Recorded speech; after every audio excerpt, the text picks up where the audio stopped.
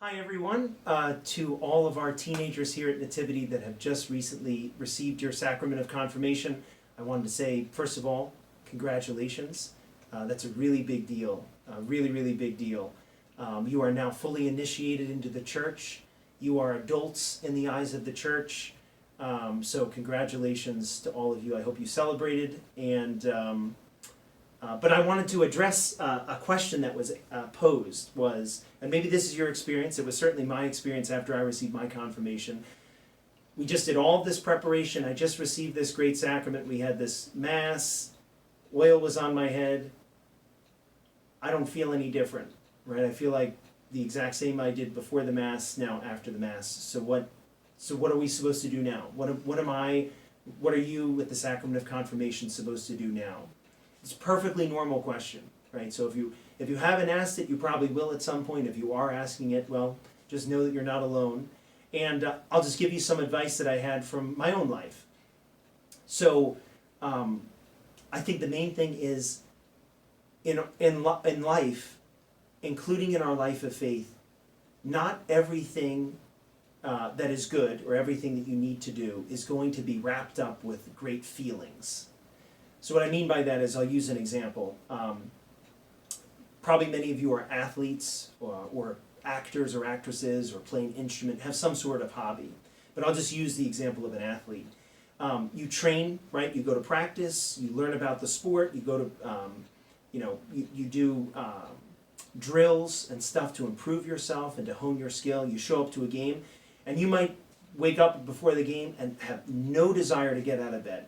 Right? You're exhausted, you're emotionally exhausted, you're nervous about what you're going to do, you don't want to go to the game at all. But you still go to the game, right? And you still play. If not for your own sake, but because you are a part of a team, right? And you know that your team relies upon you, and whether or not you feel great about playing, or whether or not you feel great about getting out of bed and going to the game and putting into practice all of the things that you have been practicing and training, you do it. Some games you feel great, other games you don't feel that great. I think that's an awesome way to think about the life of faith after confirmation. You are not always going to feel great about living the life of faith. You are not always going to feel super excited about going to Mass. You are not going to always feel great about standing up for Jesus or for keeping the commandments. Sometimes you will. Sometimes you won't. So what do?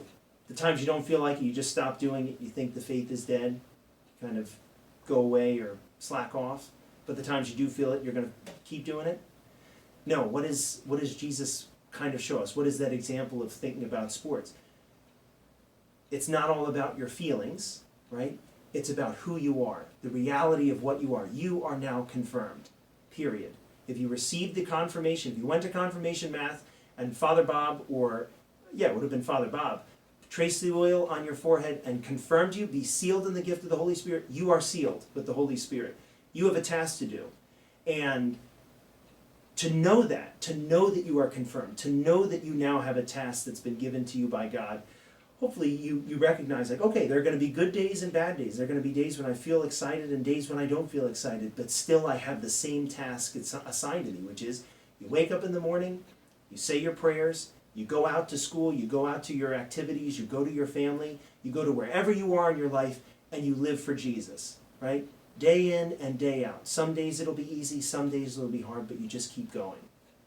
So why I say that is because you may think that just because you don't feel any different, then you aren't different. But the reality is, my friends, you are different. And by knowing that you are different, you will live differently. Rather than wanting to feel differently in order to live differently, to know that you are different because you are confirmed, you will now live differently. And one of the ways to help you in your confirmation, my friends, to live out the graces of your confirmation, is to surround yourself with other people like you living for Christ. One piece of advice that was given to me: if you want to fail in life, try to do everything on your own, right? If you want to make sure that you are going to not succeed in a whole lot of things, try to do everything on your own. If you want to succeed, join a team, join a group, become a part of a community, because you will have so many more gifts, so much more strength, so much more wisdom to be able to do the task that's assigned to you.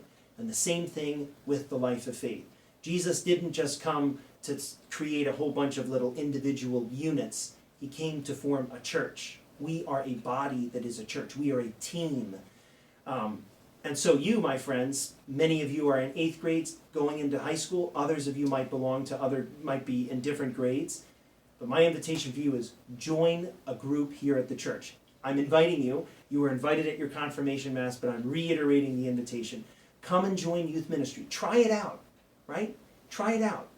See what it's like to be with other young high school students or high school students in general and living the life of faith. So my particular invitation would be this Sunday, May the 16th, we're going to be talking about why youth ministry has been important to the seniors who are graduating. So they're going to be giving advice and testimony. Why join? Why stay? How has it helped their faith? And then on May the 30th, it's just going to be a game night. Activities outside, sports, team events, to just come and have fellowship with friends. Those are important things for you to do, to be part of a team, to be part of a community. That will help you live your faith. You're not always going to feel great about living the faith, but you are great. That's what you are. You are great because you are Christ. So congratulations. Think on these things. Commit yourself to the Lord. You did it when you received your confirmation, and just live in that grace. Ask the Holy Spirit to be with you, and you will do great things. God bless you, my friends.